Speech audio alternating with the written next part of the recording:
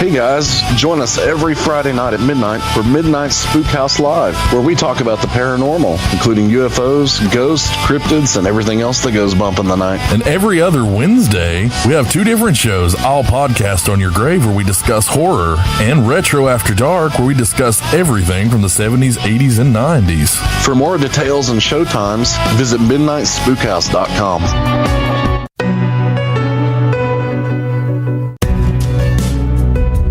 UFO sighting. Now, this creature is said to prowl the swamps. Everything is alive. It becomes more transparent and then finally disappears. They're a lot closer than we've been thinking.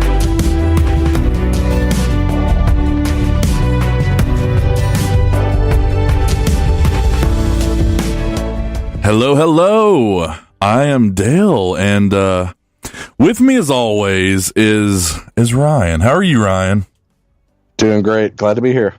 Yeah, Let's talk some paranormal. Let's talk some paranormal. We've got another what we consider fun show tonight. This one's going to be a little deeper than our normal. What do you think about that kind of show? Tonight's first topic is one that we don't know an awful lot about, but a lot of theories is time travel. And on the second half of the show, aptly named the Mandela Effect. Why it's named that and what it means, well, that's why we're here tonight. So, yeah, I hope everybody's doing good. We're coming up in a week on 4th of July weekend, which will be fun if you're an American. And if you're not, you should do something fun anyway. And we kind of have plans for next weekend for the show. We'll talk about that more later. So let's go ahead and get to the news. I'm pretty excited about some of this stuff. So I came up with a lot myself this week, and Ryan's actually kind of had a busy day, which happens. So I'm prepared. No. Ryan is always prepared with his brain, but he didn't have time. But I actually had a lot of stories this week, so it worked out all right. So my first story is scientists have now, for the first time ever, discovered two black holes orbiting each other. Often found in the center of galaxy, black holes can be as large as billions of times the mass of the sun. Now, approximately 750 million light years away from the Earth, there is finally proof that it is happening. There were, for years, I remember, which is weird, but I look up paranormal things and spacey things. They had said they thought that it was happening, and now they have proof. So how cool is that? That's really cool to me. So yeah, I like that answer. That's really cool to me. Some pizzazz. Yeah. Space news. Always I know you do. And for once, I wasn't taking away anything from the things you love, which is important. So don't come on here. Well, black holes are fake. Yeah, turns out it's proven aliens aren't real. Well, it's truly sad. I know you would. Honestly, I don't really have more on that subject than that. Black holes, we have a lot of ideas about them, but I'm not going to burn mine tonight. So that's fascinating that they're orbiting each other. So I guess in my head, I picture that as sort of a spiral. Huh. I guess I hadn't considered that. I'm not sure. Or I could be completely wrong. No. I'm actually sure you're not. I wonder what's going on with the gravity between those points, that they're orbiting. Are they orbiting something that we can't see? Right. Could that be? I don't know. That'll be a fun show, black holes. We've actually got that on the list of things to do. We've got a to-do list, so. All right, so I'll shelve those ideas for that show. Yeah, sometimes we just don't want to strike all the matches in the box at once. And that one's one I would like to learn a little more about before I went into it. So moving on, this one's cool. Via a photograph from the rover Opportunity, that for once is actually clear and not shot from a potato, as you say, Ryan. There is an unknown object nearby on Mars, or so it appears. Apparently, on the Meridiani Planum region of Mars, there lies an object that has become the topic of some major debate on the internet. Imagine that, the internet. Some say it could have to do with the fact that the rover was actually taking photos at the time when itself could have caused the debris. Normally, it can be written off as likely just, your brain trying to see things that aren't there. That's what's happened most of the time, at least. But in this photograph, it's actually very compelling. Could it be the lost Nickelback demos? Did someone send them to space to get rid of them? Nickelback politics aside. I think we lost Ryan. Are you still with us? Nope, we lost Ryan. Well, that's okay, because I'm going to move on. Back again. Oh, you're back again. I was going to say that I was going to move on to the next story, and then we talk about both when you came back. But since you're back, let's go ahead. Right, so what is this? So you're on the surface of Mars, right? Yes, the surface of Mars. There is clearly something. I looked at the photo, and there's something there. I don't know. I'll put that photo on the website for everyone on midnightspookhouse.com. It'll probably be tomorrow since it's late, but does it look organic, or? I'm not going to describe it, because then your mind starts to kind of make up what somebody said it was. I'm going to completely quietly leave it to you to decide that. Okay, I'm going to have a look at this thing. Yeah. But have you seen that? Now this is not serious, but somebody took well, obviously it was the rover that took the photo, but there's a rock formation that actually looks like Bigfoot running. Ooh. So, the that classic, sounds fun, though. The most famous Bigfoot video where it's just walking along and looks over its shoulder at the camera. The rock formation actually looks like that. Is it that sexy pose that you give when you look back over your shoulder? Yeah, that's it. You know what I'm talking about. I do know what you're talking about. So, yeah, it looks like I don't know. Hell, it could be a Photoshop for all I know, but it's a fun picture because it looks like Bigfoot's just having a jog on the surface of Mars. Well, why not Bigfoot? We can't find him. Maybe that's where he's at right now. I'll take my $1 million now. Go to Mars. That's where he's at. We need to keep the word up about that. Yeah, we do. All right, so last week we went to Russia, and we stayed in Russia for both halves of the show because Russia is a freaky place. And we came out realizing that, yes, it is a freaky place. So Siberia in particular is the center of some questions due to its Valley of Death. Apparently, it's kind of a hot spot. So there is a beach in Siberia, and get this, the beach has been popping up snowballs all of a sudden. Reported by the Siberian Times, they say the snowballs range from tennis ball size to nearly 3 feet across. Now, before you start talking the end of times, it's actually, I'm sorry, a natural occurrence. They said it's a rare natural phenomenon. Sergei Lazinkov, a spokesperson for the Arctic and Antarctic Research Institute, told Siberian Times. As a rule, grease ice forms first, slush, and then a combination of the action of the wind, the outlines of the coastline, and the temperature may lead to the formation of such balls. Area residents said the phenomenon was a huge surprise and had not previously happened. A similar phenomenon actually occurred at Lake Michigan in the U.S., where boulder-sized ice balls form in winter months. I was completely unaware of that. I didn't know that happened. Huh. That's the first I've heard of it. Yeah, really caught me off guard. I never thought that you could with the contrasting temperatures. Of course, that's the beauty of science, I guess. Science is fun, kids. Fiction. What's that? I mean, right? The truth is stranger than fiction. It is, isn't it? It is. In some cases. It's far more original than films are sometimes these days. Well, that's how it goes. Well, I'll tell you what. We've got a lot to say on a couple of subjects. So let's just go ahead and move on to the next part of the show. Let's take a quick break, and then we'll get to time travel. Sound good? Sounds good to me. All right. I kind of view my world through a scientific lens.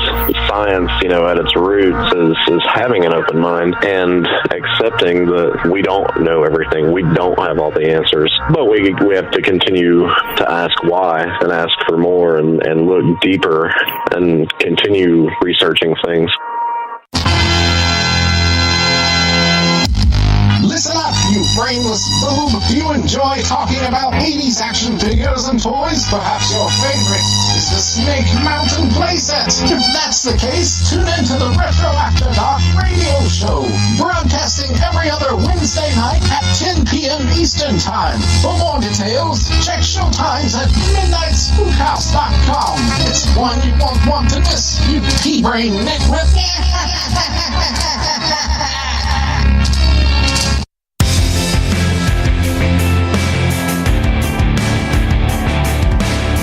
Spookhouse Radio.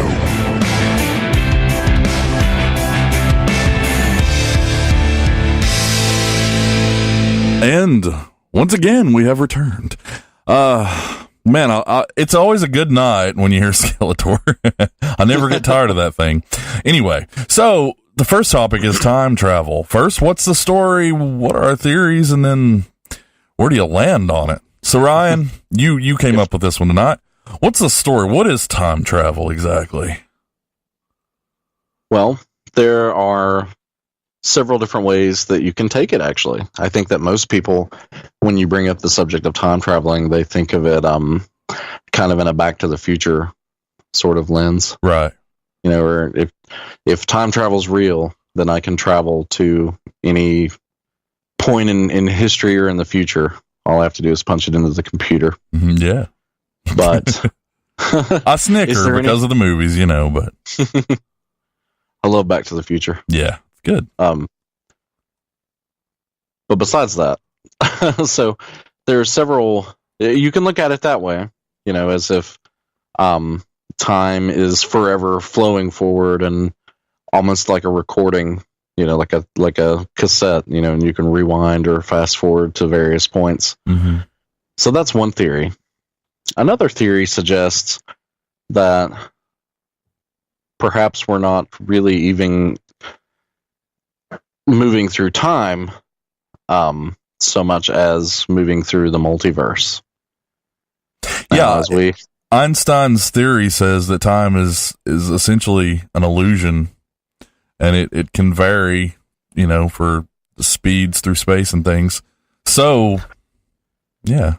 On that point, yeah. I think, and this might be a good thing to touch on before we move forward, I think it's have an open mind about, I guess, what we're about to discuss. Yeah. I think it's difficult to wrap your head around the concept of time. And it may be because of, movies and television shows that we think of time as a forever forward-moving force, but mm-hmm. Perhaps, and a lot of theories suggest that time kind of exists in a single moment, I guess. That the concept of, you know, it's 5:30, it's 10:30, it's midnight, that is a human construct. You know, and we're brought up our entire lives, you know, learning about time and meeting our schedule and managing time and right, human structure.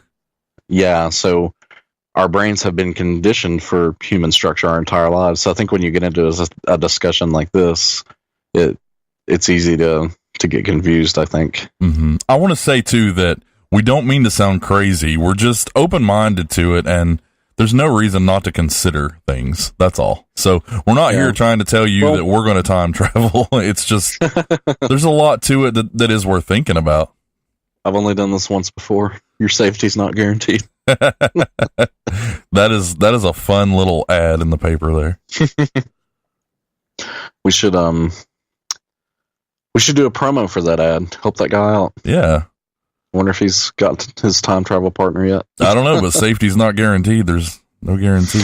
He's safe if he did. So, so yeah, we're still talking about the I guess the pop culture references of time travel, and I guess in a sense that's what sort of led us here tonight. I came across some pictures online that I found entertaining. I don't know if anybody else has seen these after I described them, but it might be fun to see what everybody thinks.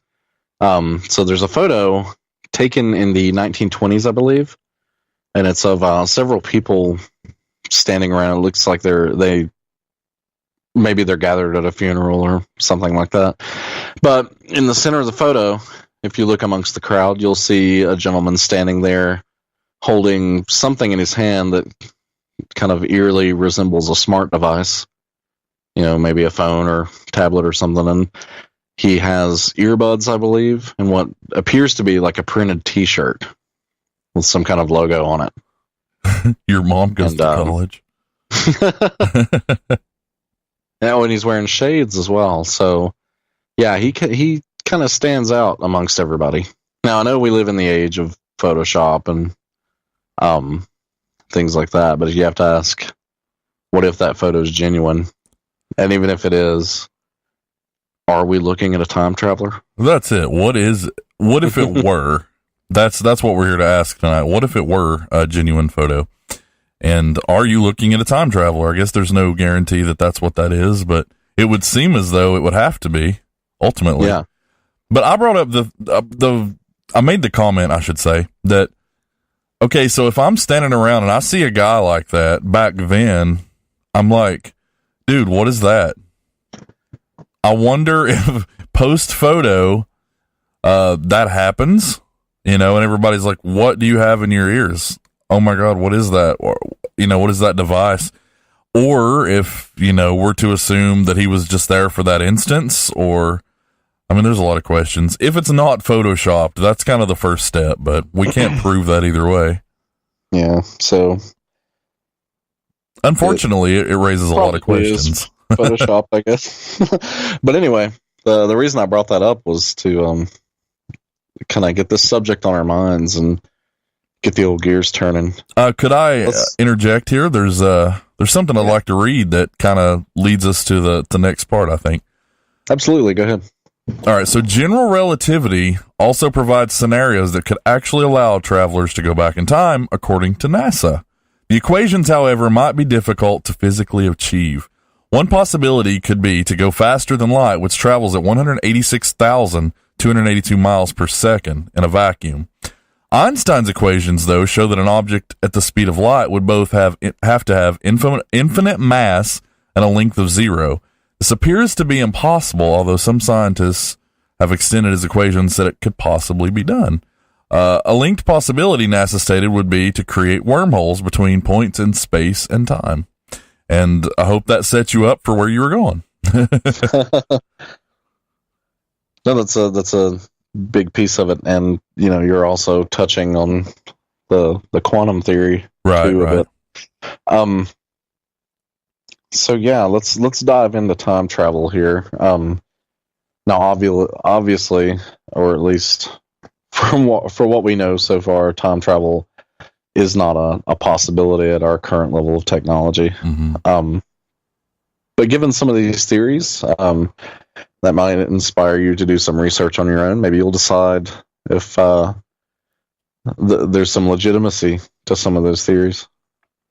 Right. So, there's math to go with it. There's the solid chance. I think this is one of the things people probably believe the least, time travel. But at the same time, I think you'd be surprised that if you present a few of these facts that, I think people open their minds a little more. And that's kind of what we hope to do.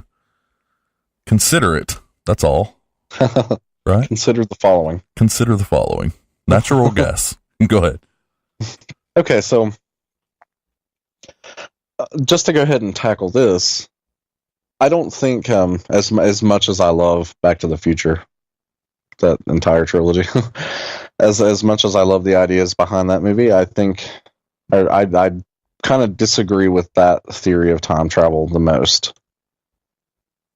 In that, time kind of exists as a forever forward-flowing force, and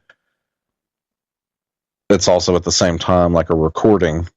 So every moment of every second is recorded in the invisible tape of the universe, I guess. Mm-hmm. So you could essentially, go forward or rewind as you see fit, just as they do in the movie. But lately, doing research on the multiverse theory, I think I've decided that I don't really believe that that particular method is possible. The method as described in Back to the Future. So, what leads me to that is, again, we said in the beginning that time, what we think of as time, like, oh, it's 7:30 at night. That's a human construct. So I tend to believe now that all time perhaps exists in a single moment. So it's not leaving a past behind it or a recording to go back and visit. Does that make sense? Yeah. Yeah, I feel like I'm kind of rambling there, but no, you're not. I was kind of doing a little research about actual time machines, and NASA thinks they're plausible. Certainly not easy. It says to accomplish time machines, it's often thought that you would need an exotic form of matter with so-called negative energy density. Mm-hmm. However, research suggests that machines are possible without it. So it really comes down once again to the math. It comes down to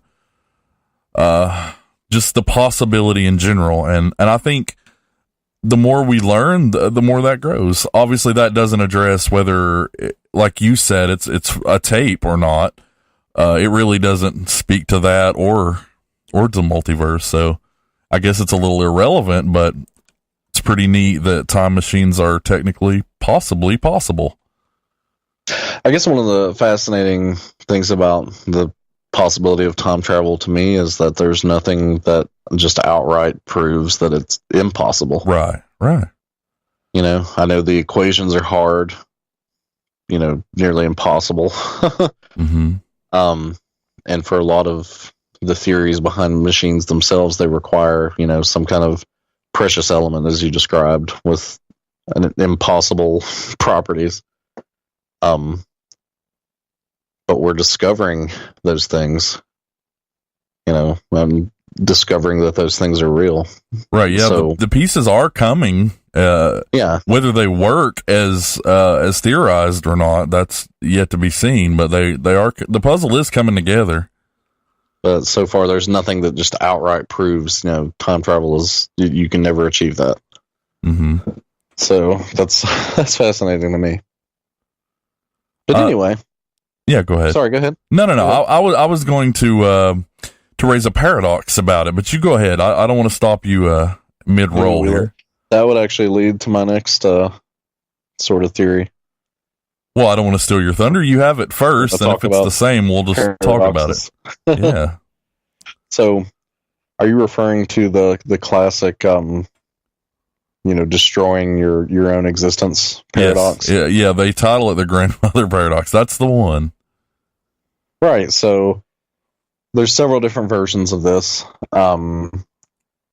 Usually, well, it always involves basically erasing yourself from existence. So one, I guess my favorite version of this is essentially what almost happened to Marty in Back to the Future. You go back in time and you prevent your parents from meeting, which would, prevent you from being born. Mm-hmm. There's another version, a bit more gruesome, if you will, that say you grab a gun and you go back in time and you murder your parents before you were born.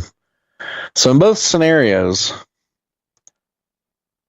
maybe even more so in the one, where you kill your parents, how can you have gone back in time and killed your parents if you never existed in the first place?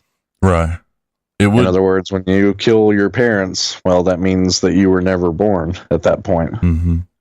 So then how could you go back in time and kill your parents? So it's just this endless loop. But that's the classic time paradox. Some physicists say you would not be born in one parallel universe, but be born into another. And others say that the photons that make up light prefer self-consistency in timelines, which would interfere with your evil suicidal plan.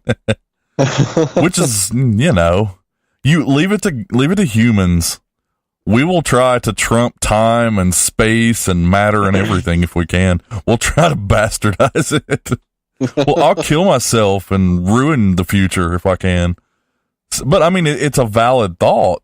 That's the thing. It Back to the Future sounds like a joke, and it is. It's a good movie, but it does raise like true thoughts. It gets you thinking about it. Yeah. Some scientists disagree with options mentioned and say time travel is impossible no matter your method. It simply mathematically doesn't work, some say. Humans may not be able to withstand time travel at all, and that's definitely something to consider. Using gravity would be deadly. To experience time dilation, one could stand on a neutron star, but the forces a person would experience would rip you apart first. Yeah. Yeah. That's definitely a big concern. I think we're ways from inventing vehicles and suits to withstand that. Right. But let's see. We've got a comment from chat from Dark Falls. Oh, okay. I'm sorry, I missed that. You go ahead. That's where the multiverse ideas come in. Right. And I just want to say, I love the handle. I'm a big Phantasy Star fan. Yes, he is. Thank you for joining us.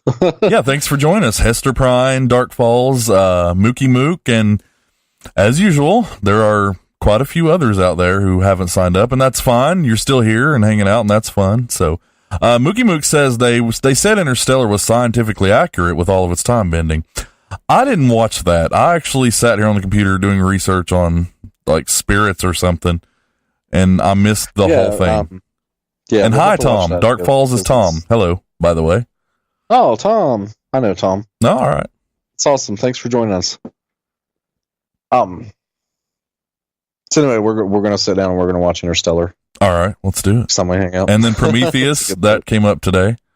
Yes, you got to watch that too. I'm behind on my space movies.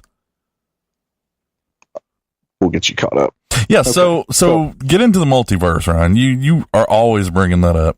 And I don't mean that in a bad way. That sounds like you're annoying about it, but not at all, actually. I don't know a great deal about it, so, tell me. So, in a nutshell, the multiverse theory suggests that there are an infinite number of realities, parallel to the universe that you live in yourself. For every moment that passes to you, every decision you make, every action you take, every movement you make, that I'll be watching universe, you. Are we quoting police here? That moment splits into an infinite number of other possible universes, okay, where you perform different actions. Mm-hmm. Which, if we want to simplify that and look at it from maybe a comic book perspective, say there's a universe where you wake up and decide you're going to make yourself some eggs. Okay. Then multiverse theory suggests that there's also a universe where you woke up and you made yourself bacon. There could be a universe where you woke up and decided you would skip breakfast. There's one where you wake up and decide you're going to have coffee. You see what I'm saying there? Sure, yeah. It's an infinite number of universes and possibilities. Okay. So, what has kind of birthed that theory is, our expanding knowledge of quantum mechanics. Now, if we look at that, that suggests that, in basic physics, we say that, no two pieces of matter can exist in the same space. Right. Well, quantum theory suggests that it can, and that two of the exact same pieces of matter can exist at different points in the universe as well. So what that says is that for every molecule that makes up your body, there's a mirror image of that somewhere out there in the universe that is made of the same material you are. It is the same material you are. So if that's true, then it is possible, and then that suggests that you are directly linked with your multiverse selves as well. Right. So, like, we talked about that multiverse theory on spontaneous human combustion. I suggested that, you know, perhaps for some reason all of your multiverse selves become completely synced up and you're actually performing the exact same actions and functions. Now, is that... I guess that suggests, you know, you're linked and that's building up some kind of energy from that syncing, I guess, and that's what causes the combustion. Anyway, I feel like I'm rambling everywhere. No. So it's interesting to me. Hopefully to everybody else too. Subject. I was reading a little bit about it, and I see, you know, the Higgs boson, and I'm seeing the issues with it, and you know, I hate going at things with the negativity, because, well, for one, that's not what we're here for. But I don't know. I'm not going to read too much into it because I think anything is possible. Like you said before, there's not really anything to rule it out. But I think on the multiverse, I'm seeing a lot more things that it says science is founded on the notion of the rationality and uniformity of nature. And the universe is ordered in a rational way, and scientists seek reasons for why things are the way they are. If the universe as a whole is without transcendency or purpose, then it exists without reason. It is therefore ultimately arbitrary and absurd. We are subsequently invited to contemplate a state of affairs in which all scientific chains of reasoning are ultimately grounded in absurdity. I guess that's true. The concept of a cosmic order would then have absolutely no foundation. Thus, the multiverse theory undercuts the very premise upon which scientific method is founded. Now, I think we think outside of the scientific box a lot. I think technically there are issues with it, but I think that's probably true. Science doesn't understand spirits, and you and I both know that spirits exist, or at least I think you believe it's likely. I know for a fact in my heart that I definitely... I don't want to relive it, but, you know, I've definitely had run-ins with spirits before. So I don't think you can necessarily take the numbers and crunch them and say that this isn't true. I think that's a lot of why a show like this works, is because you can't. Even where the numbers don't add up, you've still got this bit of possibility where just maybe the math is wrong, or we don't know the equation yet. Which plays into what you said earlier about how we're finding pieces every day, and they're elaborating on Einstein's equations still to this day. So, yeah. Well, science at the quantum level and mathematics at the quantum level, they start to get so difficult and in a way unpredictable that it's hard for the human mind to be able to understand the equations. You know, often we have the assistance of machines to help us with calculations like that. But that says to me, you know, when you have problems at the quantum level that can change their solution and almost bend the rules at will, yeah, you're going to run into the math being wrong in a lot of cases. That's it. And, you know, when we talked about ghosts and things like that, we kind of visited the multiverse theory there as well. You know, what if what you're seeing, what you're perceiving as a ghost is actually perhaps a thin barrier between your present reality and the next reality. So you're perceiving people within that multiverse. And perhaps they're seeing you as a ghost as well. Right.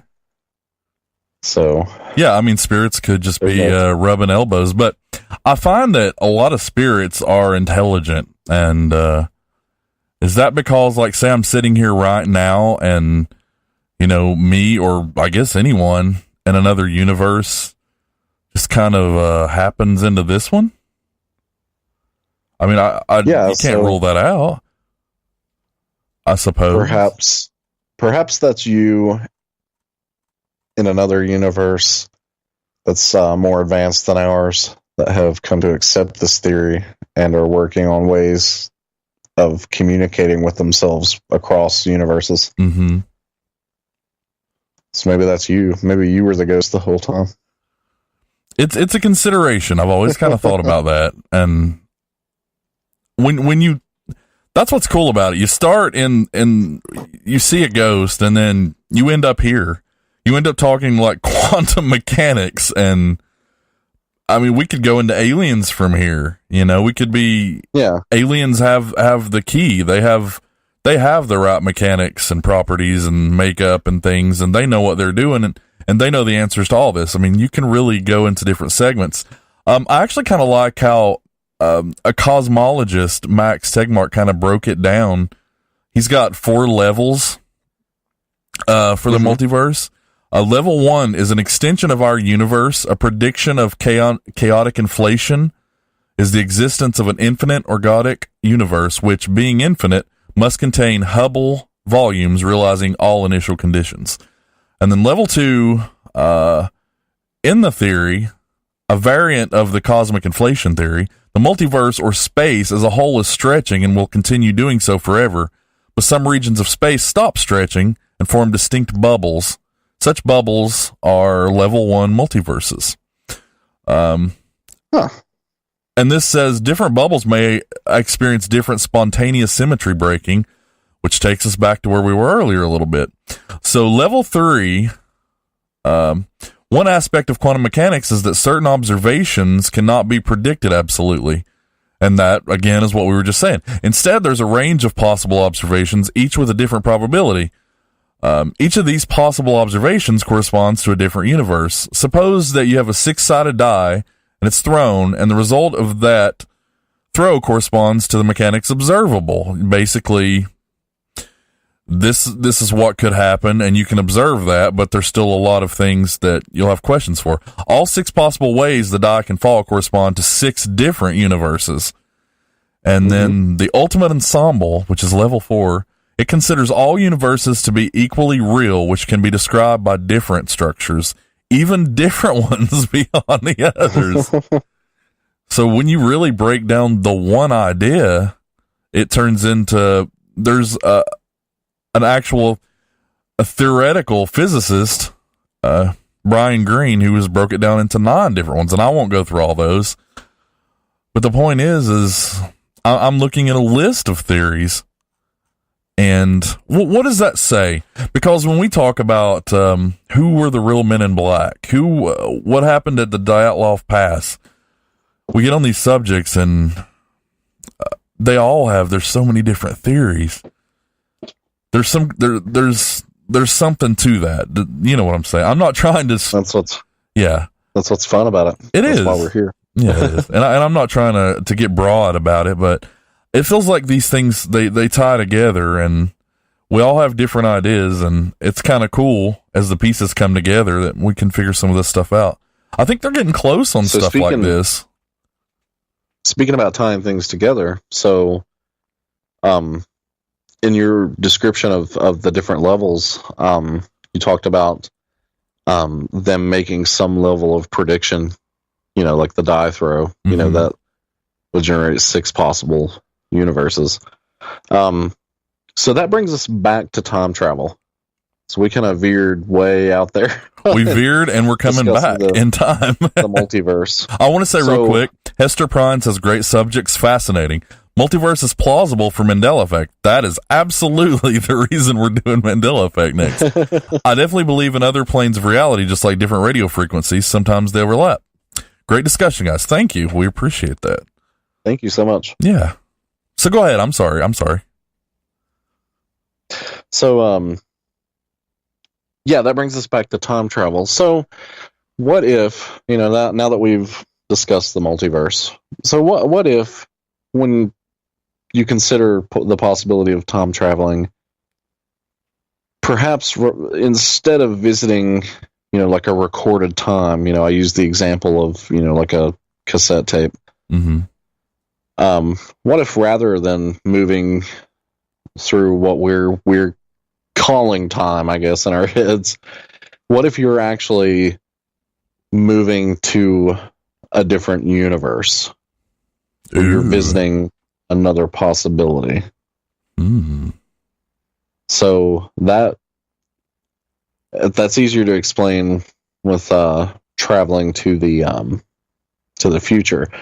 But let's say, I want to visit the place of my birth. Okay. Or I want to visit the day I was born.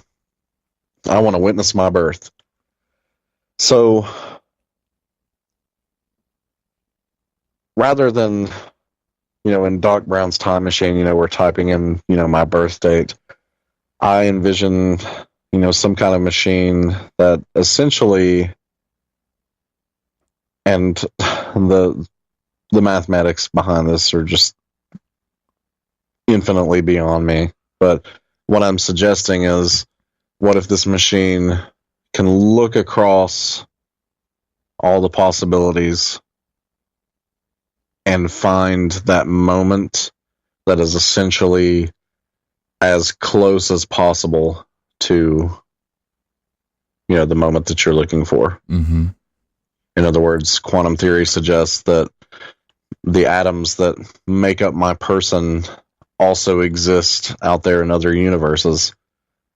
In movies, you see, like when they envision the future, they'll have like, you can, I'm trying to think of one in particular. I'm blanking. All I'm thinking of Demolition Man.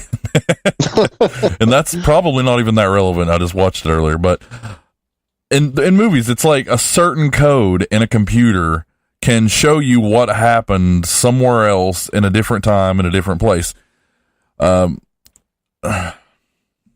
guess my point is even if we have the computers that could do it, which we don't, if we don't have the right formula, it doesn't matter. But I think it's kind of the right idea. I think that's, or at least I feel that's what you're alluding to, is that if we had the numbers and the capability, we could essentially piece it all together and go back to that moment.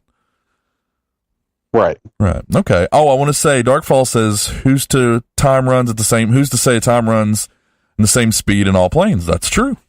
That's true as well. We are not to say that. As we suggested before, time as our brain processes it is largely a human construct. Mm-hmm. That's just how we've been conditioned to think of time. Yeah, it's funny. The moment of our birth. Yeah, it's funny that like a day-night cycle, which isn't really, we've called it day and night, but essentially it's just spinning around.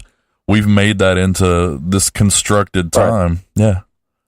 I think what we need to look at time like is, I guess, more fourth dimensionally. Mm-hmm. So I've gone back. Well, our lovely machine has done all of the impossible calculations and has been able to piece together the moment of my birth. Okay. So I'm witnessing this moment. Now, to my mind, I've probably perceived that as like the ticker tape or the cassette tape. I've rolled back time and I am in that same moment. It's hard to undo that in your mind, isn't it? It is. It's hard to wrestle with that. But what's actually happened is, I'm visiting another possibility, or what the machine has built for us or brought us to visit is the closest possible reality to what happened to me. Mm-hmm. So it's just a mathematical occurrence, essentially. Yeah. Perhaps there's a fly on the wall in this reality. There's one on my monitor right now. Does that mean anything? It does. So there's another universe where there is no fly on your monitor. Well, that's a good universe. I like that one.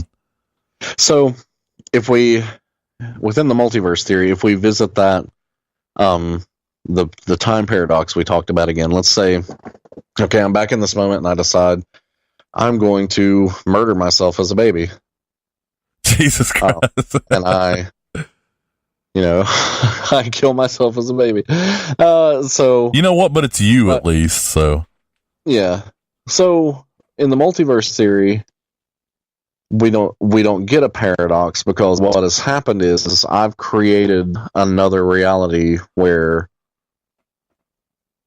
somebody, well, it's me, had killed me as a child. Mm-hmm. So that will branch out into essentially more realities where I was never born. But since I'm a visitor from another reality, that doesn't erase me or prevent me from, because remember, there was another reality where I was born, and that allows me to exist in that reality that I'm visiting. Right. Is that not the most confusing statement you've ever heard? It is. You have to take what you know and completely unwrap it and try to undo it. Yeah. Time is so fun to try to play with in your head, to wrap your head around that. See, kids, math is fun. Not the doing of it, but what it can do is great, isn't it? So I think it's what movie was that? But seriously, I saw that recently, and I love that idea that everything is essentially just a formula in time, and you can go to something precisely, well, at least very close to as you remember it. But it's not actually rewinding the tape. That's right. A really great idea. I like it. It's a cool concept.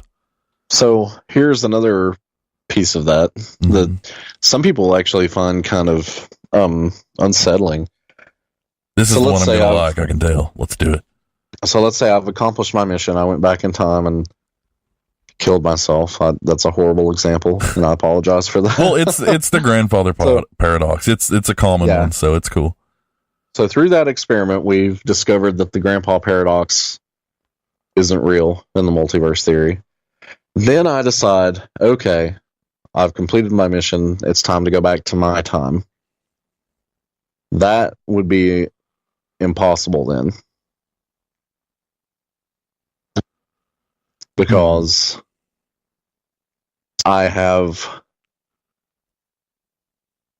there's the timeline. You can't think of it as a timeline that you left. Remember, every action is creating more possibilities, more possible universes. Okay. So essentially, I called myself a visitor to this universe, but essentially, from my perception, it's the same. That's now my universe. So you just kind of shifted. Exactly. Okay. So to say, okay, I need to return to my time, that would be impossible. And again, what the machine or computer would have to do is figure the equations to get me back to what I am perceiving as the time that I left. It all comes back to, as Einstein said, that time is an illusion. Honestly, we see it as a place to go back to, a place, but to even say to go back in time at all is, I guess, kind of irrational. In at least in this theory. Yeah. Okay. So yeah, I don't return back to my time. I just shift over to another possibility. I like it. I do. So I hate to sound like a little kid in a candy store, but I dig that. That's neat. I like it. Another fun part of this theory is you remember Doc Brown's his line at the end of part 3 where he said, no one's future has been written yet. It's yours to make it. So make it a good one. While this is hard to think of, but that's kind of true, and it's kind of not. So the statement, your future has not been written. What that means within the multiverse theory is that you can follow an infinite number of paths to an infinite number of solutions. Right. there's a day where you walk your dog, there's a day where there isn't, so on and so forth to infinity. So yeah, that suggests that your future hasn't happened yet because there's an infinite number of possible futures. But if we look back, remember there are an infinite number of pasts as well. So again, you can't think of time as a timeline per se, but as kind of a fourth dimensional existence. Mm-hmm. So you may have knowledge of the past and remember a past, but there are an infinite number of possible pasts. That's so weird to say. Yeah, that's so. Essentially, the point I'm getting at is your past hasn't been written either under that theory. wow. Okay. If you think of it that way. Well, it's hard to. I mean, any of these really. We're flexing the brain muscle tonight. Yeah, really are. Like I said, this isn't something that I knew a little bit about it, but I wasn't all that familiar. This is, it's really fun. I dig, and I don't mean to discredit it. It's fun in a good way. I can certainly see it as a possibility. I'm no hater. An infinite number of possibilities. An infinite number. It says it's fun to think so there's probably a universe out there where you're like, that was stupid, Ryan. What are you talking about? And you just completely disagree with that entire idea. That's everything off the show. We don't talk about that. Yeah. No. Let me read a conclusion here on All About Science's take on it. It says, okay. Without a scientifically rigorous means by which such a multiverse concept can be tested, verified, and falsified, the idea remains as but a conjecture, a fudge factor invoked merely to evade the apparent design of our cosmos. And it really does. It kind of takes everything you know and you don't know it anymore, or you can't. In addition, the idea suffers from a number of scientific difficulties and problems, but a handful make a little sense and then a handful don't. Whereas one knows that one universe exists, one does not, nor can know whether more than one universe exists.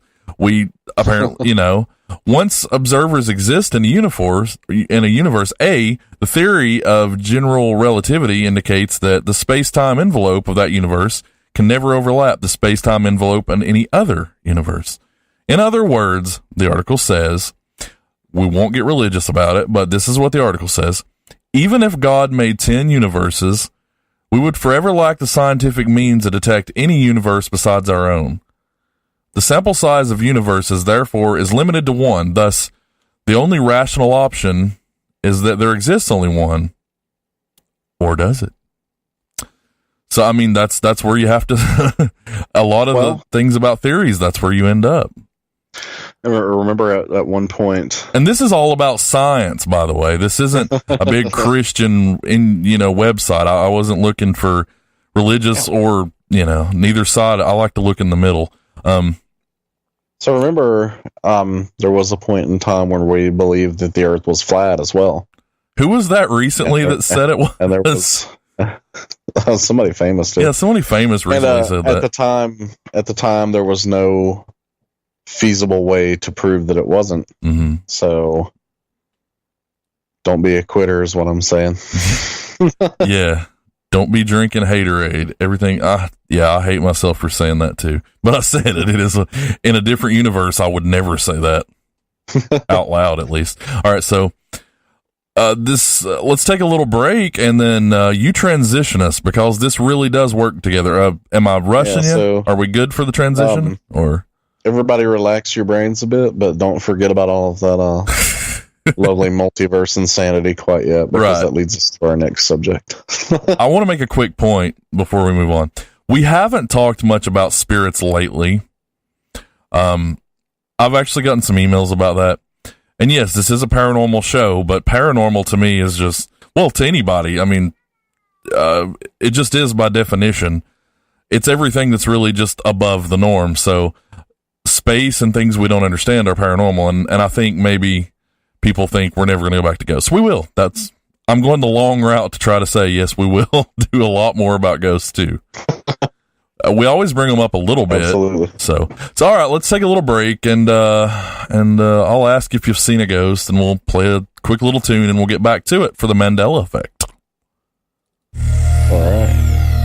Have you ever seen a ghost? Have you ever heard voices? Maybe you know someone who has. If you're afraid to share your story, there's not always an outlet, and sometimes it's scary. But don't worry about being judged. Come and hang out with us at Spook House Radio, and we'd love to hear your story. Write us an email or come hop in chat. We go live every Friday night at midnight, and we'd love to have you and your story.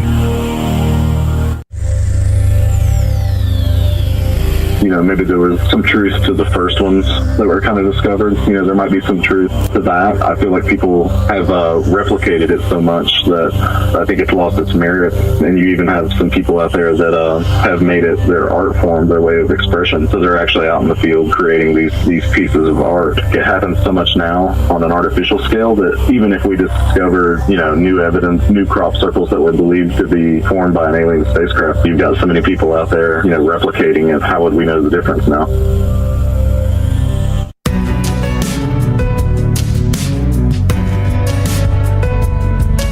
Spook House Radio.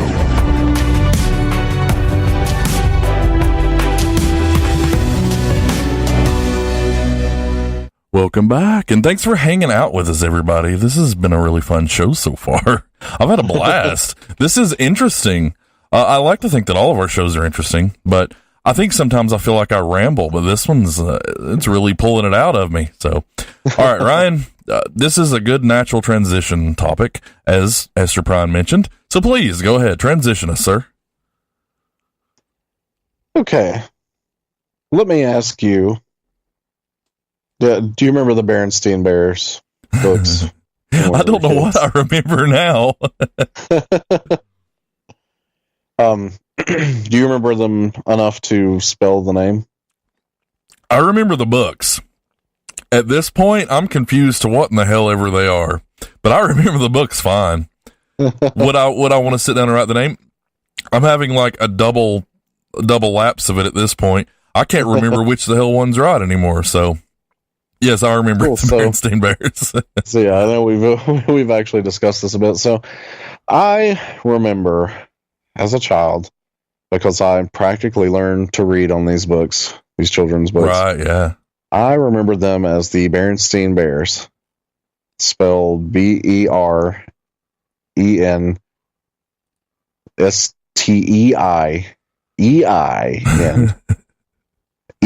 That's important. Yeah, E-I-O. Now, it has come to my attention that it was always spelled A-I-N.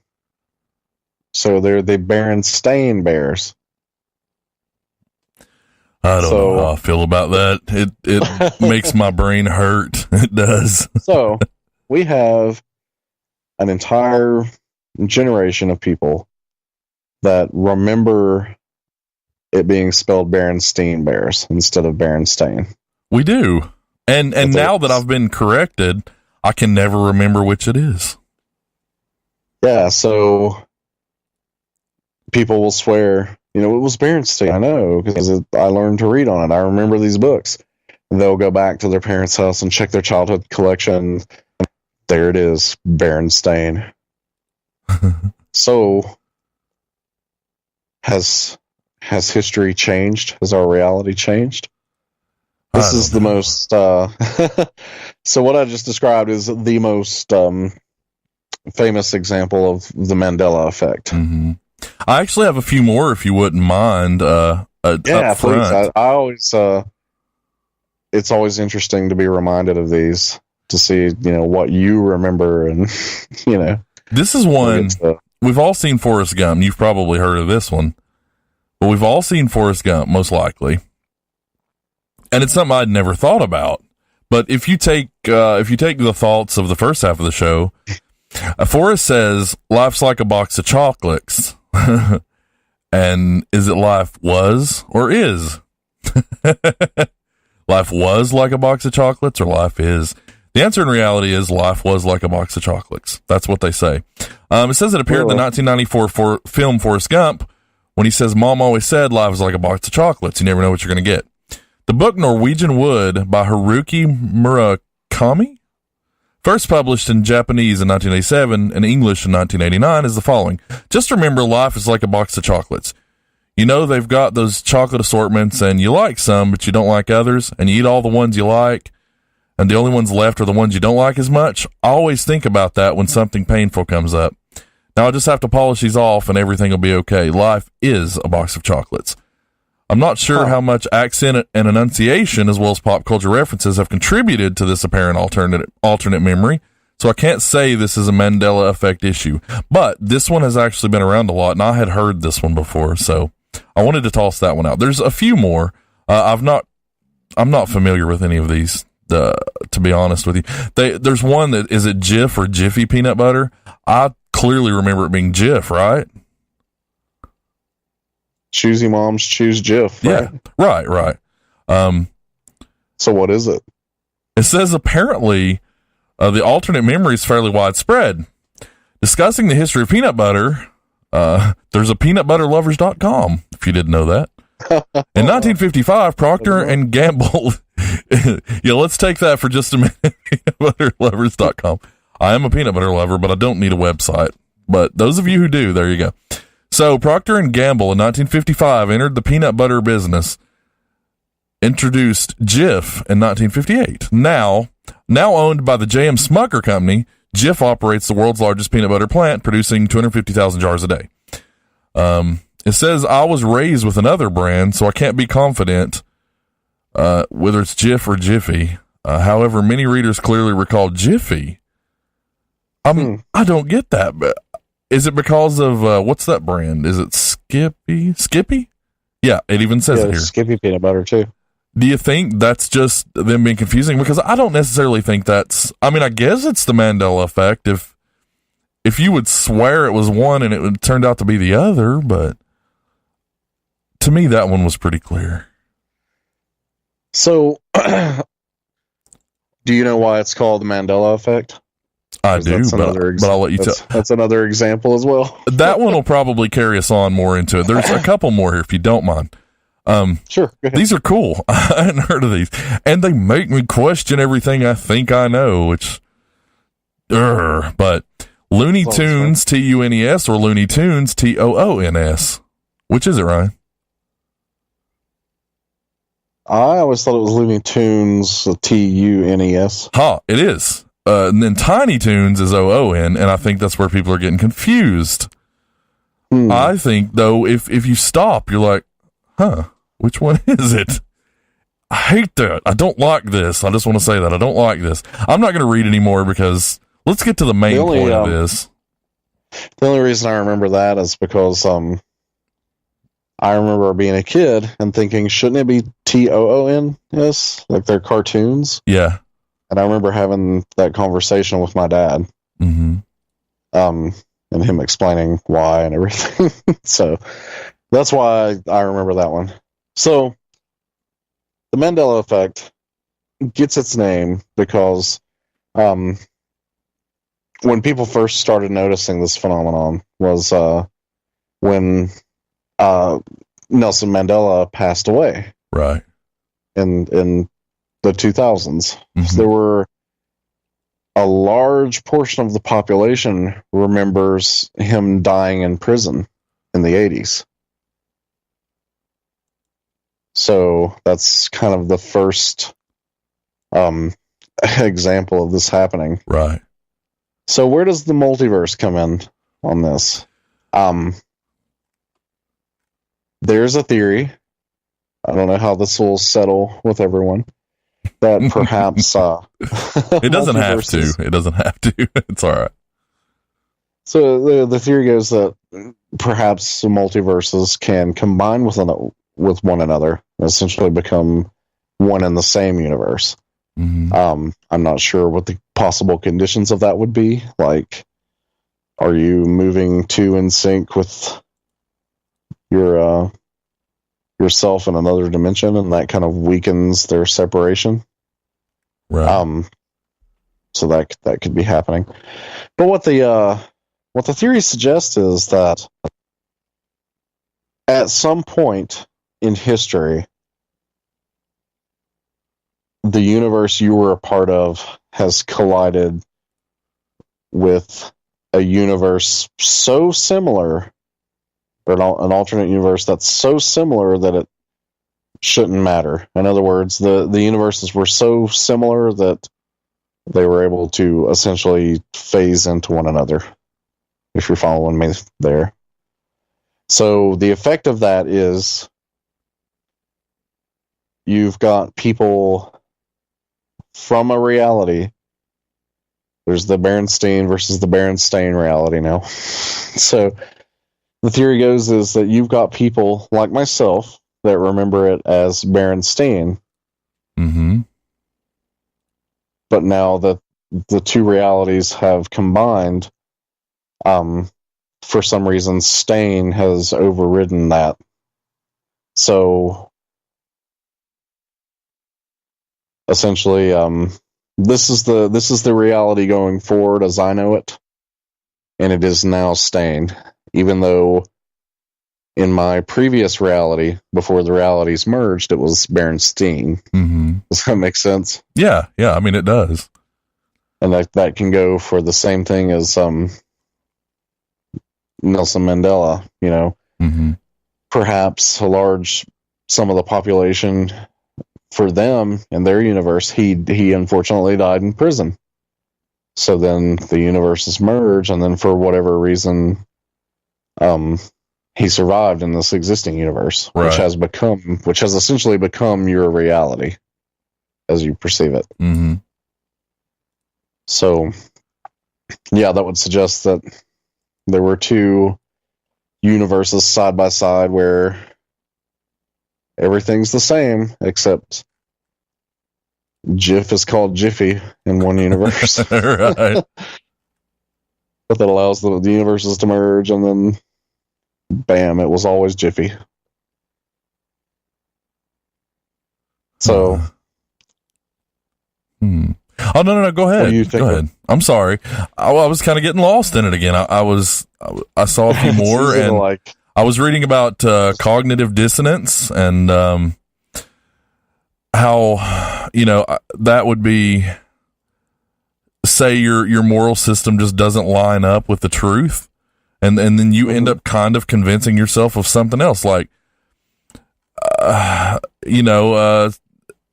I don't know, maybe you're religious, and I don't know, black metal doesn't go with that, so you create this. I don't know, does it then become an alternate universe because you create this lie and you tell yourself one thing? I don't know, man. I don't know. I mean, this is a number of possibles. It's like the Luke, I am your father thing. It's no, I am your father, and I don't know. All these things, I didn't realize it. I didn't realize it. I was so wrong for so long. Are you kidding me? Go ahead. I need to look something up. I need to look something up right this very minute. You're mad. Sounds like most of your universe is the way you know it was deleted. My world is crumbling right now. Did you know Oscar Mayer is spelled Oscar Mayer? It's Mayer, not Meyer. It doesn't make any sense. My Baloney has a first name. It's Oscar. My Baloney has a second name. It's Meyer in the song or whatever. Yeah. But it's not spelled that way. I looked it up. I'm looking up it. There is an OscarMayer.com.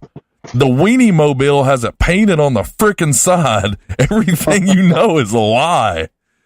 That's all there is to it. We don't know anything. We just think we know stuff. Hot dogs have been lying to me my whole life. So there's another thing that's changed. I'm sorry. That was really stupid, but I didn't know that. I'm that's losing it over here. Go ahead. That's my theory on the Mandela effect. I apply the multiverse theory to that and suggest that maybe the realities have combined or become thin, so people have passed over. I'm not sure. But the other way to think of the Mandela effect, and this gets more sci-fi again, is that it suggests that there's a person or persons that are capable of time traveling in such a way that they could create paradoxes. In other words, that goes back to the theory where time exists in a flow, right, and can be revisited at a past point on the tape, essentially. Mm-hmm. So that theory suggests that they went back in time. I'm not sure who they is, but they've gone back and changed something in the past. Maybe a significant political event, or, you know, something big, right, like society changing. But as you know, the butterfly effect takes place, and even the smallest changes on a visit back in time can have repercussions to the future. So the theory suggests that, you know, even though they went back and changed something significant, political outcome or whatever, right, the butterfly effect on things of them just being there, and that could cause something strange to take place, like the changing of the spelling of a name, like from Jiff to Jiffy, you know. right. But you'd be surprised how many dates are connected in the past and events and things like that. Curious hard to George has no tail. I'm sorry, but that hot news has got to be dropped right this minute. Curious George does not have a tail. You would think he has a tail. He doesn't have a tail. And that's that. Yep. That is, him having a tail? I don't know. I assumed, I guess. I don't know. I don't remember now. Now I know that he doesn't have a tail, so. I don't know that Curious George was just not a popular thing when I was a kid, but I don't remember much of it. I remember the books. There's like, shows and things. There's a movie and whatnot, I think, isn't there?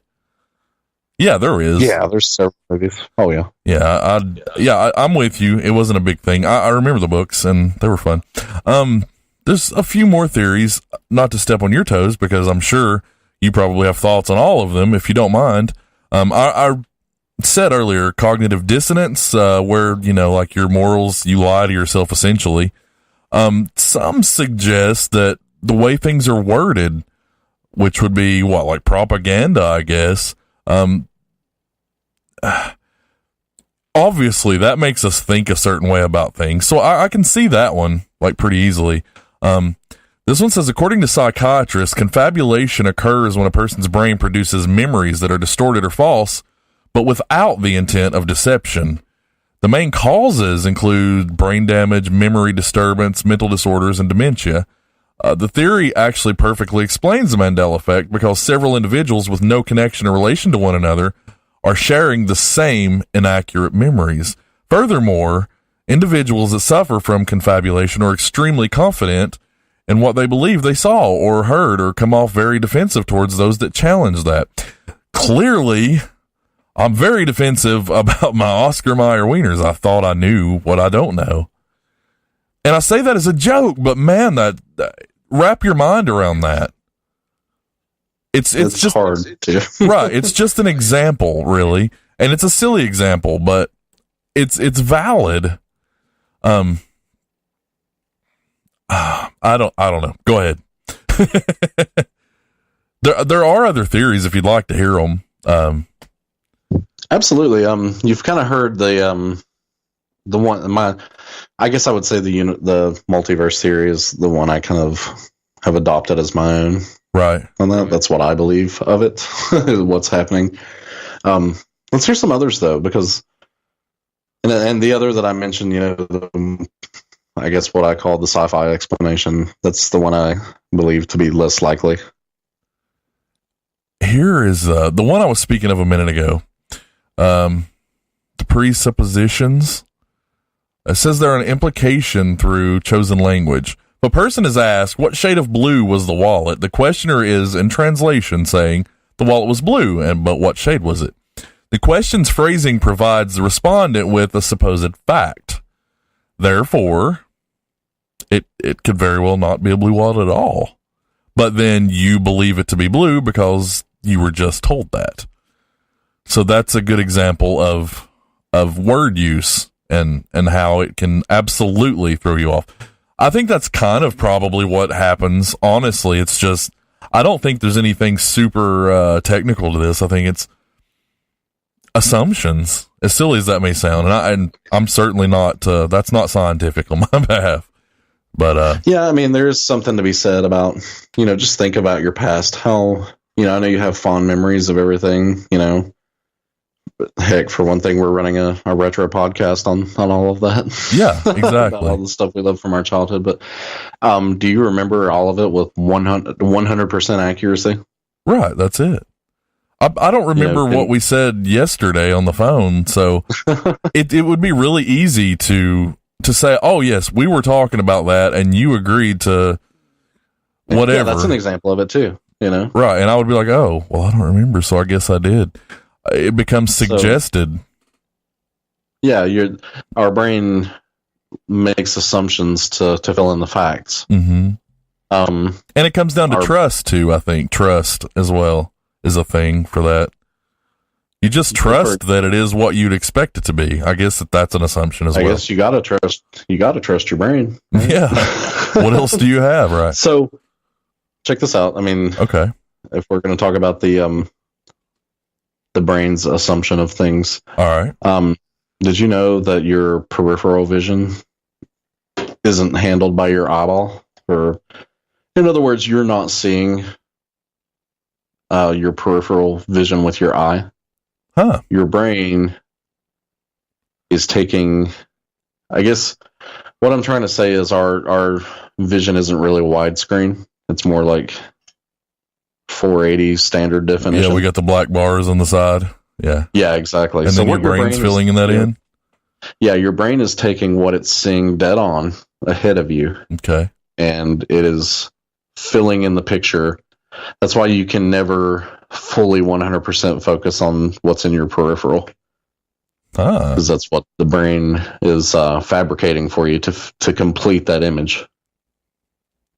But that's an example of, your brain making an assumption. This is going to sound maybe kind of stupid, but then I guess it doesn't matter a whole lot if your glasses are good for peripheral vision, if your eyes aren't handling it anyway.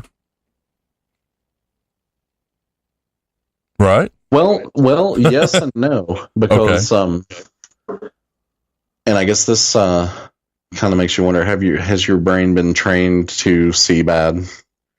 You've say you've got poor vision and you need glasses. Has your brain been trained to perceive what should be in the peripheral area poorly because of that? I'm just thinking purely visual. It would come down to just the glasses would do, like you said, the 480p, the center of the screen. And then if it's your brain, I don't know, maybe you can train yourself so that your peripheral vision's bad. But let's just say your brain sees as well as it possibly can. Then I'm thinking, I know this is kind of a stupid thing, but it's oddly relevant, I guess. I just thought of it because I know someone who's always talking about their peripheral vision, and they're always saying that they think their frames are too small, and this just kind of made me consider that maybe that doesn't matter so much. I don't know. Just a thought. A dumb thought, probably, but a thought nevertheless. So, back to the Mandela Effect. Are we safe to say that you don't think there's really anything particularly paranormal going on there?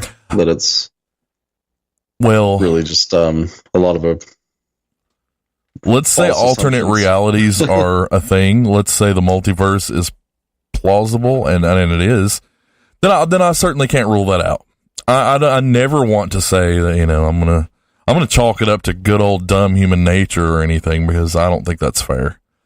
There's too many people involved. If you look at us as a whole group of people, then I don't think it always comes down to necessarily assumptions. There's a lot of people out there who are very slick and they notice the details. So maybe there is more to it. That was just my off the collar.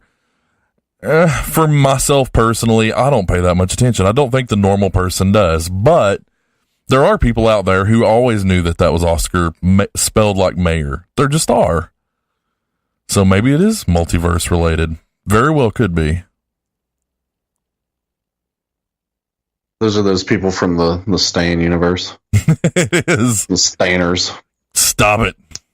Yeah, it's messing with me. I don't like it. Let me read this one real quick. Loftus developed the skeleton theory after having run an experiment involving 150 subjects.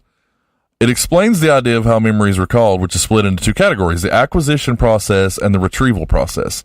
The acquisition processes are in 3 separate steps. We just keep splitting this down further and further. It's going to be long if we keep splitting it. First, upon the original encounter, the observer selects a stimulus to focus on. The information that the observer can focus on compared to the information in the situation is very small. In other words, a lot is going on around us, and we only pick up on a small portion, which kind of plays into the eyesight thing. Therefore, the observer must make a selection on the focal point. Second, our visual perception must be translated into statements and descriptions. The statements represent a collection of concepts and objects. They are the link between the event occurrence and the recall. Third, the perceptions are subject to any external information being provided before or after the interpretation. This set of information can alter the recall. The retrieval process comes in 2 steps. First, the memory and imagery is regenerated. The perception is subject to the foci the observer has selected, along with information provided before or after the observation. Second, the linking is initiated by a statement response, painting a picture to make sense of what was observed. Which, right. I mean, you definitely, there's a process when you remember things, obviously. This retrieval process results in either an accurate or false memory. So there's a lot of room in there where it can go wrong, and you can see how easily it could be a human error, but at the same time, it discounts so many other options. I mean, these are theories and hypotheses and things, so don't take them to heart. It's just ideas. Right. That plays into when they'll have like therapy to help people remember things or forget things. That's kind of plays into it as well. I guess it becomes, is the Mandela Effect always a bad thing? Is it really even a bad thing? Does it matter in most cases? And some surely can. I know that in like legal cases, I've actually seen the two in other articles. Again, I look at things like paranormal and space all the time. And in legal cases, it's come up before. I don't have any on hand, but you can see how, people can be pressured to remember things a certain way that maybe benefits them, but is not technically a lie. Or some things are so traumatic to where you just remember it differently in general. It's not always as small as Berenstain and Berenstein or whatever. That's just a great example to kind of get your foot in the door on it. Yeah. Yeah. Well, my brain is tired from all this. What's that? Kind of. I said our brains melted. Mine is. Kind of. Mine's working overtime over here. And the saddest part is it's all over a pack of hot dogs. No, I'm joking. The first half it's kind of the show. Amateur. This kind of went away from paranormal and into amateur physicists. Hour. Well, I think you have to go there. Eventually, don't you end up there with your own ideas? And and you realize the things around you are different. And that's a really weird feeling. And that's what it bothers me about it is it's not so much that I've just not seen it right. It's that I haven't paid attention. What other things do we miss that we don't pay attention to? I mean, I'm not trying to drop bombs and bring up bigger subjects. I'm just saying, if we can not notice the little details, what things do we miss? Right. Does this tell us in some weird kind of simplistic way that if we were in tune more with the universe, then we would have a lot of answers that we're asking the questions for right now? Would we? Maybe. Possibly. And that goes back to the multiverse once again. It's a good way to think of it. Yeah. there's certainly a lot of things we don't know that we, if we work together, we could do a lot better on. But I digress. Another subject for another time, I suppose. That's all I have. I didn't have a lot, and I'm sorry to everybody out there that I rambled about silly things, but it raises a lot of good points about just being human, I think. And they're complicated subjects anyway, and it's just, I don't know, when you lay down tonight to go to sleep, revisit those thoughts again, and just kind of let your mind wander through the multiverse, see what you come up with. Right. That's what it's all about. It's something you can play with for a while, you know? Yeah, there's certainly, you can think on that one as long as you like, and you ain't going to run out. Yeah. There's plenty to be had for a long time. If we want to get really crazy with it, what if our minds birth the other realities? Oh, no, here we go. What if your daydreams are playing God and creating other realities, and, you know? Right. What if, you know, the thought in your head, like, damn, I wish I just smacked that guy. What if you created a reality where you did? Right. Yeah. What if you considering it in your mind creates a reality where it actually happens? Yeah.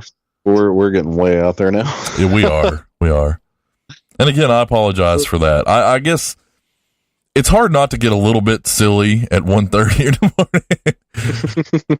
It's not that I'm tired. It's just, you know, how often do you sit down and you really talk these things out? It usually works through your mind, and then something comes up. You fall asleep or a movie comes on. But when you sit down and you actually talk about these things, there's a lot to be said for conversation. And I think as a society, we need to do that more. So thank you guys for coming in and talking to us. We appreciate that. That's absolutely. Yeah. I think it makes us better. We probably don't do much for you all, but you make us better for thinking.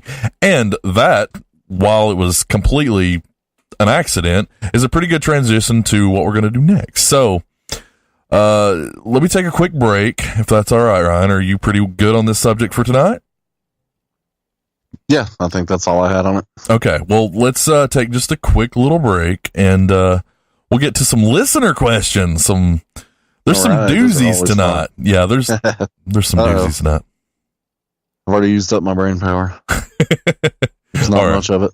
All right, well, here we go. We'll take a break, and we'll be right back. There's a new show in town. It's not your ordinary show. Every other Wednesday night at 10 p.m. Eastern, I'll podcast on your grave. Featuring monsters, slashers, ghosts, zombies, and more. So if that's something you're into, join us. Head over to MidnightSpookhouse.com for all the details.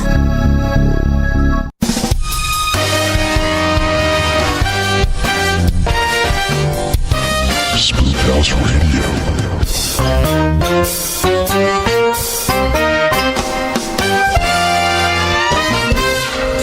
That one always wakes me back up. Did it wake you back up any at all, Ryan? Did that one strange? It was strange. All right. Did that not? Yeah. That one didn't do it. It had the right effect though. All right. Well, that's what matters. Let's do it. Yeah. Let's take a few listener questions. Thanks everyone who writes in. You're so awesome. You make this part so fun for us. A lot of them.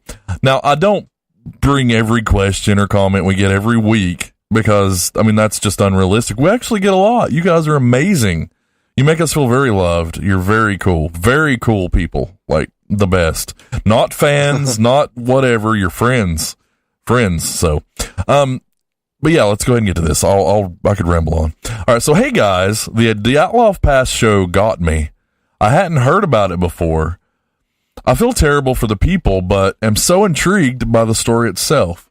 While I think the theory about paradoxical undressing sounds as close scientifically as they'll ever get, my gut's telling me that this will be one of those where something strange did happen, but we'll just probably never know what or why.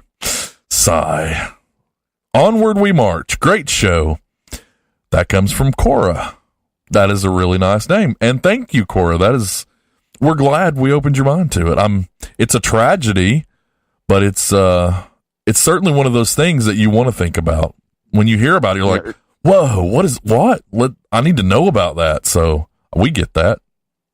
Yeah, you remember when we talked about it, we got on the subject of documents about the event and the initial investigation and everything. Yeah. Those documents were released in essentially what was the Russian equivalent of the Freedom of Information Act, Mm-hmm. or when all of those nice secret hidden documents got revealed to our public.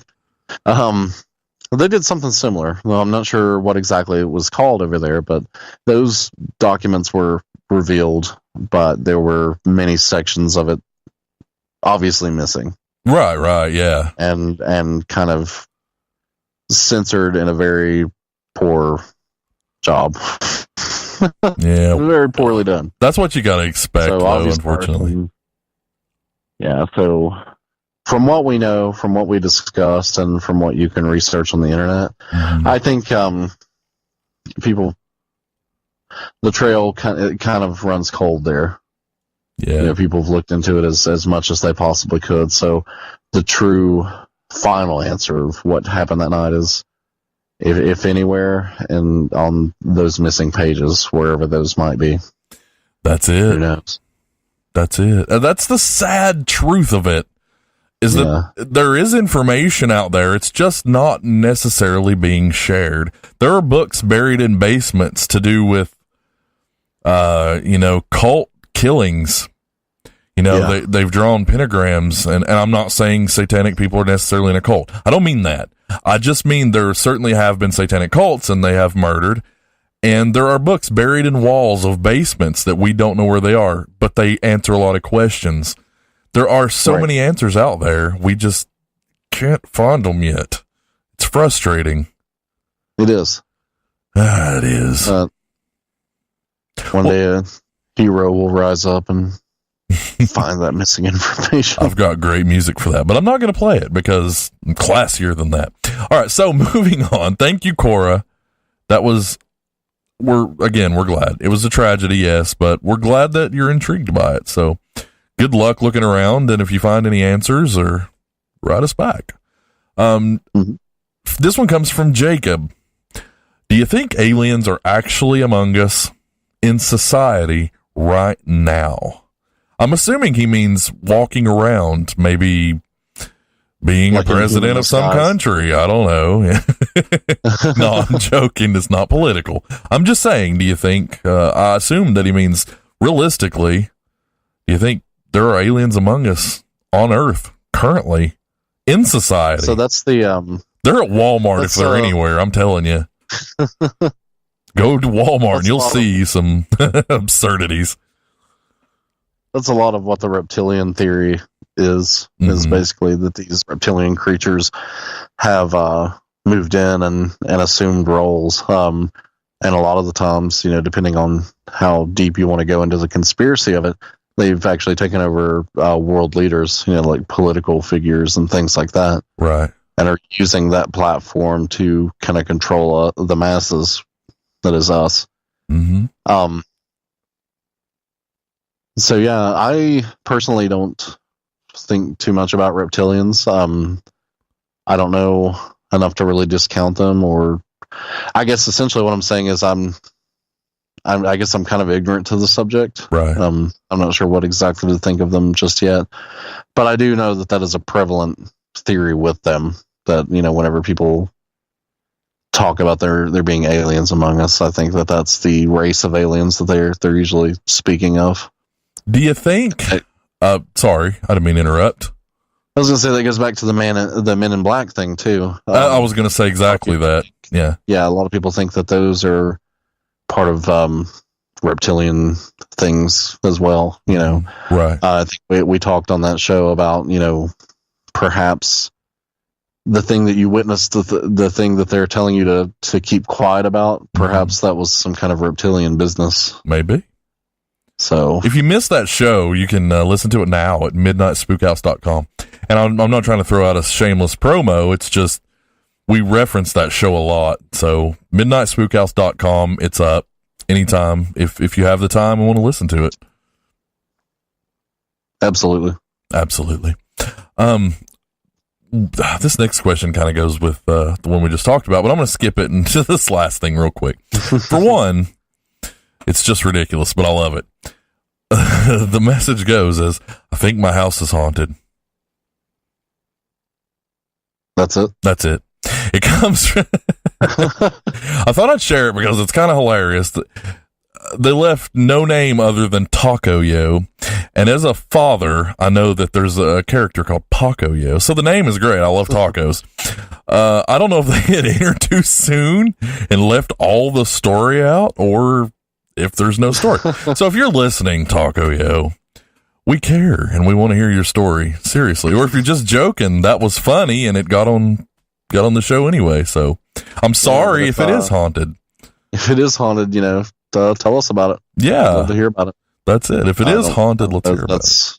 I don't think it's going to help your situation specifically, but it's always good to talk about things and get things off your chest. That's it. Maybe it'll make you feel better. Maybe we can help you understand that not all ghosts are malevolent, and maybe it's not the worst thing in the world. Maybe it's not out to hurt you. Maybe we're overthinking something that comes from Taco Yo. If you're trolling us, trolled. End of story. We were trolled. But it was funny, so thank you for writing that. All right, so did I hear you guys say that you're wondering why ghosts haven't been making the news as much lately? I believe we did say that. I've been wondering the same thing. Are aliens trying to take over and holding ghosts back? Could there be a lawsuit? This comes from NNPH, not Neil Patrick Harris. You guys are so creative. Good for you.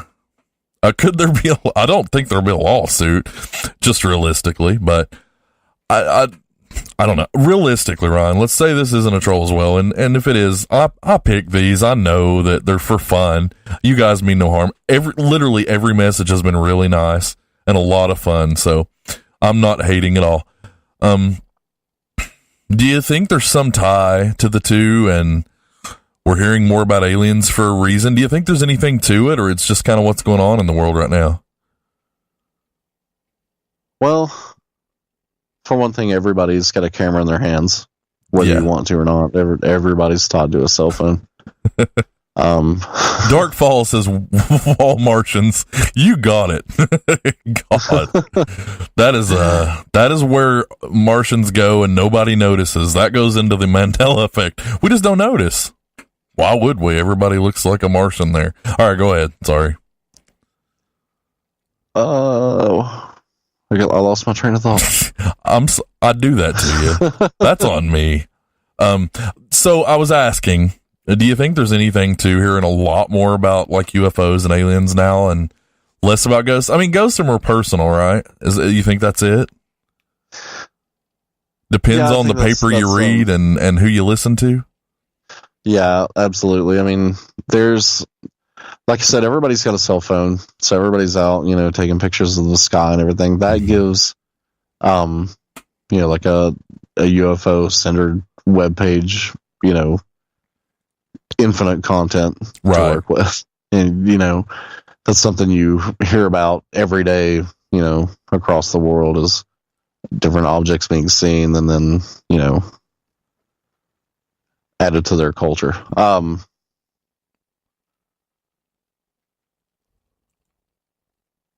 Lost my train of thought again. It's all right. It's all right. One ear and out the other.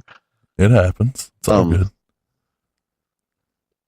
I'll just step in real quick and say that. Go ahead. I think it's just, as I really said earlier in the setup for you, is I think it's what you hear. It may be where you're located. It's who you speak to. And I think ghosts are more personal, and I think people are still kind of afraid to talk about it.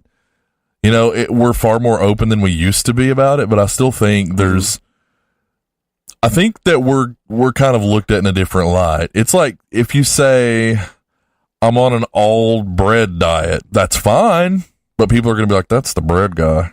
All he eats is bread. You know what I'm saying, though? Yeah.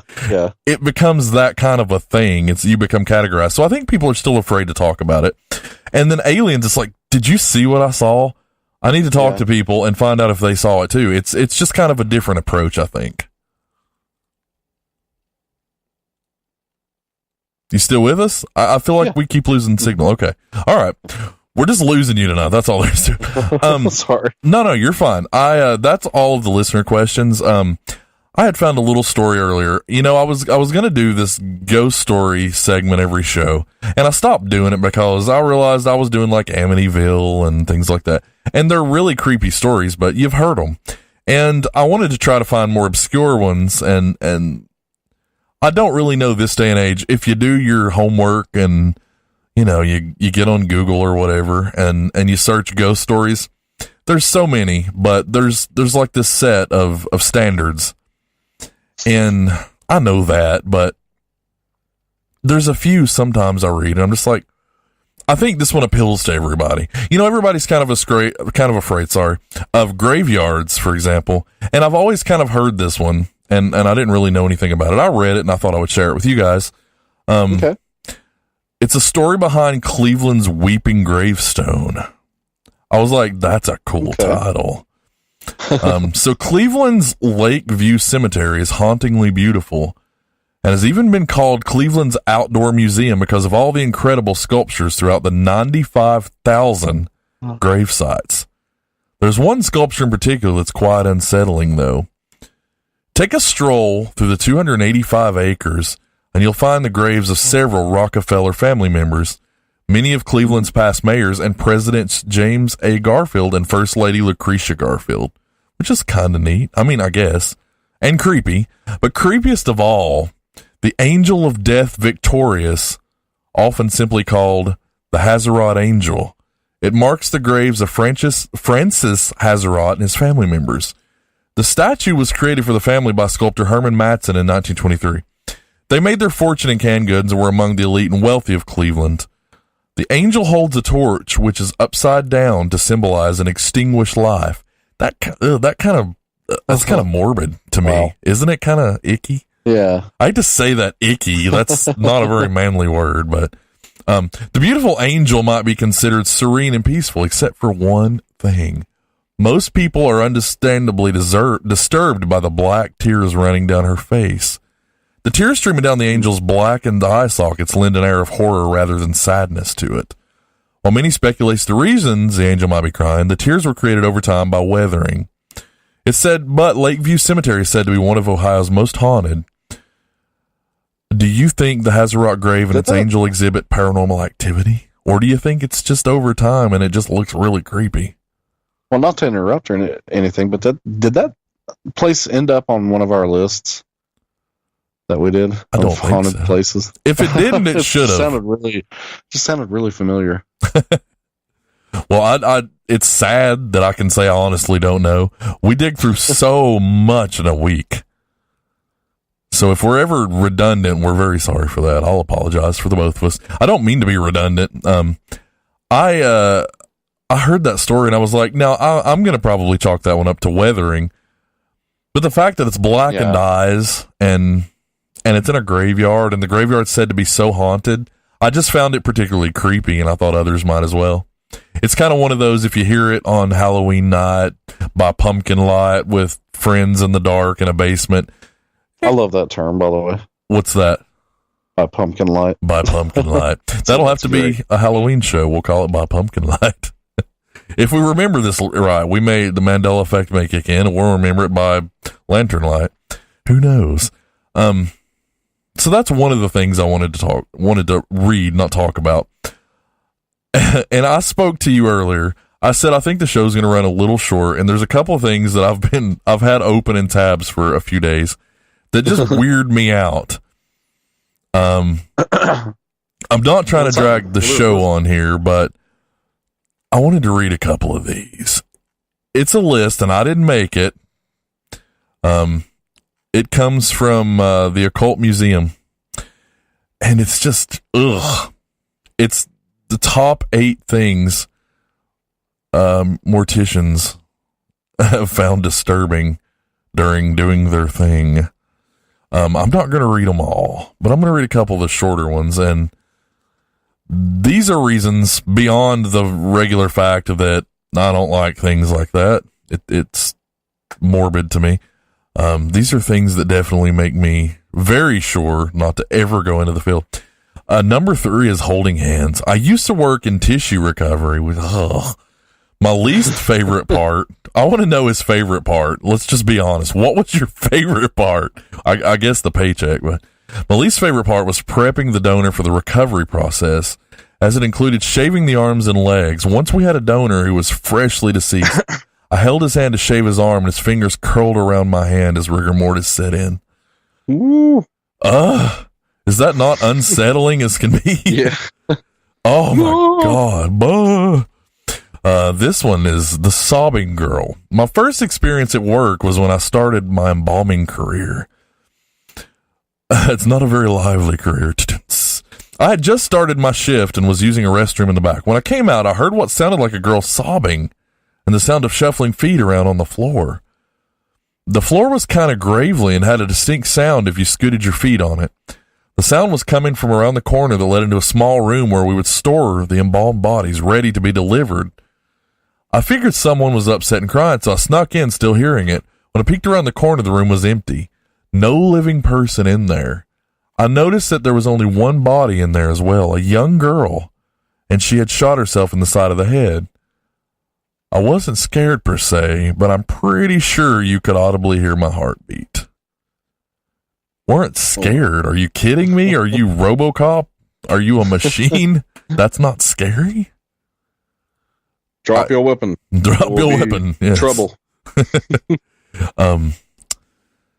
How about this one? Wrong arm. This is one that that particularly tickled my morbid fancy.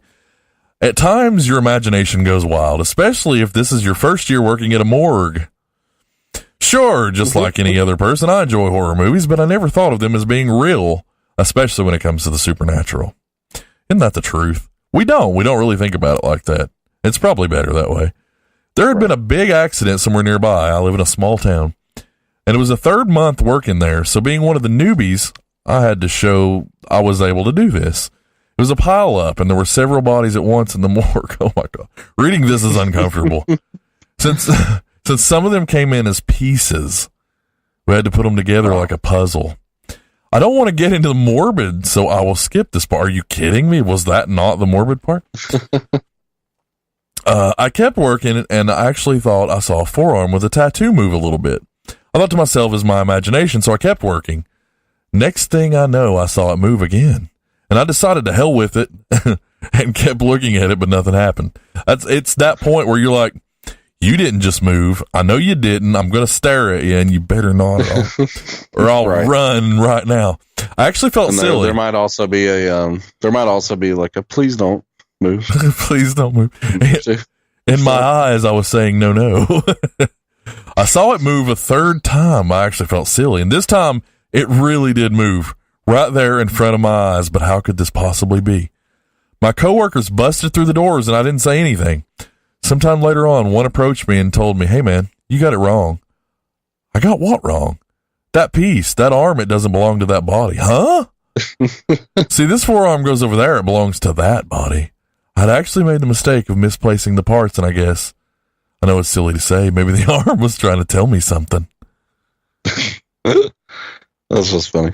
That is not, not acceptable.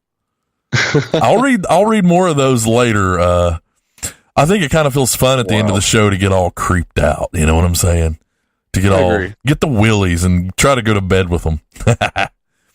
All right. So, let's move on to the parapole and, try to get past it.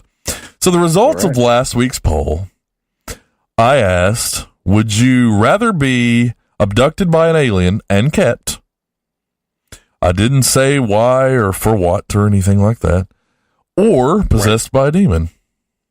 And I think Ryan and I both agreed that you're rolling the dice with the aliens and you never know. Could go either way. So that's probably better than absolutely being possessed by a demon who might possess you for eternity. The demon is a bad choice. That is 100% the wrong choice. So. I concur. Absolutely never go with the demon if you get a choice. Never. All right, so the results were pretty overwhelming, and everyone said definitely abducted. I'm not rolling the dice on the demon. Just not gonna do it.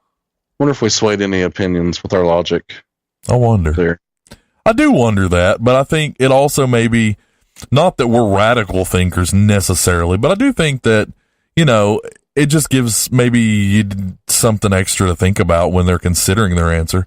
Not that this is a poll about help us answer the questions of, you know, humanity, but I don't know. I don't think it's such a bad thing, you know. No, I think not at all. Yeah, okay. So this week, let us ask you this: if you were to go ghost hunting, which of these places would you rather hunt? A haunted house, which would be very personal, small space, potentially at least. You know, it could go any way. An abandoned hospital, which if you know, I don't like that. I don't like real hospitals. Forget abandoned ones even. Like the Waverly Hills Sanatorium, that one terrifies me. But I want to go real bad, so say what you will. A graveyard, which we talked about a little bit earlier with Lakeview, and a castle. Now, I will say that if you're talking castles, you're going to be talking overseas, and overseas are much older, and there's a lot of tragedy over there, and I've always heard that spirits over there are very powerful and very different. They're not what you know as usually. Now, there are, I'm sure, calm little spirits who just live amongst others. This is, you know, I'm just saying. I've heard that the mean ones are extra mean, so keep that in mind when you choose. Ryan, which of those? Now, we'll say this is just for fun. You and I are starting a ghost hunting team, and we're going to go out tomorrow. And we got to pick a first place, and we're free to go to any of these. Which one sounds up your alley, and why? I think for the trial run, I would have to go with your standard run-of-the-mill, good old classic ghost house. All right. Well, that's nothing wrong with that. I think that's I think an abandoned hospital is kind of season premiere or season finale material. I think it's the way you put it earlier. The castle is like that special summer episode where you fly overseas. Yeah. And the graveyard is kind of a mini segment because you can walk a graveyard in about 4 minutes usually. Right, exactly. I can see that. Well, let's say that we're seasoned ghost hunters, and every one of those, we have the choice of the very most haunted one. You're going to get an experience. Where would you rather have your experience? Would you rather be in a graveyard where you can run? A castle? Probably not. An abandoned hospital? Probably still what, the same? What do you think? Mm-hmm. Same? Yeah, probably about the same. Yeah. I can get out of a house pretty quickly. That's completely fair. I'm going to say, I guess, a castle because I want an excuse to go overseas. I want to go to Ireland real bad. I do. But that's probably a terrible place to start ghost hunting. Not knowing what you're doing and having, these extra volatile ghosts and things. I don't know. It's probably a bad start. If we were starting a haunted house, if we were really good and could afford it, castle, just, 2 birds, 1 stone. So that's for me. So I will put the poll up probably tomorrow, and you guys and girls hop on and vote on it. Yeah, let us know. Yeah. And write in if you want. We got the contact us page, and then you can write in at midnightspookhouse@gmail.com. Twitter, you can, at us. It's the Spook House. And on Facebook, you can send us a message, the Midnight Spookhouse. So any of those are great avenues to get in touch and tell us what you think. Because it doesn't have to be just a click. We can talk about it. Yeah, we love your stories and your questions. We really do. Keep sending those. I wish we got some more stories. We haven't really gotten stories. The ones we have gotten have been very personal, and I don't want to personally share someone's very personal story unless they avidly insist that we do. I feel like if you want to come tell it, that's great. If you really, really, really want me to read it for you, I will. I just feel like I'm afraid that I won't do it justice, but I will be glad to read it if you want us to. So, if anybody shares anything like that with us, just include that sort of authorization in it. Yes, that's it. That you would, in fact, like us to read that. All names have been changed. Yes. We will do the TV thing for you, and we'll change the names if you don't want to. But yeah, please do let us know if you really, really want us to. We will read it. We will.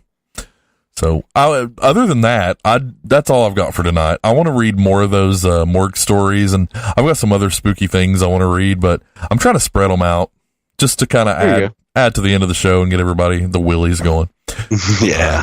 So tomorrow night we're gonna start doing our encores a little later. We're noticing that we're still doing our encores a little too late. Get this, our logic was we do shows on Wednesday at 10. People got to go to bed for work. So naturally, what did we do, Ryan? We did the encores at 10 the next night. That doesn't make a lot of sense, does it? No. We get there. The bar is low around here, so we get there. So tomorrow night, we're going to do the encore of this at 8 o'clock. If you've heard it, great. Come chat with us. Hang out. If you just want to hear our voices again. Or if, you want to get your friend in the room, your mom, sister, kids, whatever. We try to be kid-friendly. I try not to say any bad words ever, but anyway. So yeah, from now on, we're going to do our encores at 8. I, again, went the long way around. All right. So yeah, get in touch with us and let us know what you think. And we appreciate you so much. Thank you so much for writing in and listening and hanging out with us. We're so lucky to have you all. We appreciate it. From me, I'll go ahead and say good night, and I love you guys. And Ryan, you go ahead and say your piece. Hey guys, I just want to thank you again for hanging out in the chat and listen to us ramble on about these things. I know that was a crazy, confusing topic tonight, and I hope it doesn't just sound like rambling nonsense. But we'll find out at the end of the encore tomorrow night. So I hope you'll come hang out with us again. Please do. Good night, everybody. Good night, guys. Have a great weekend.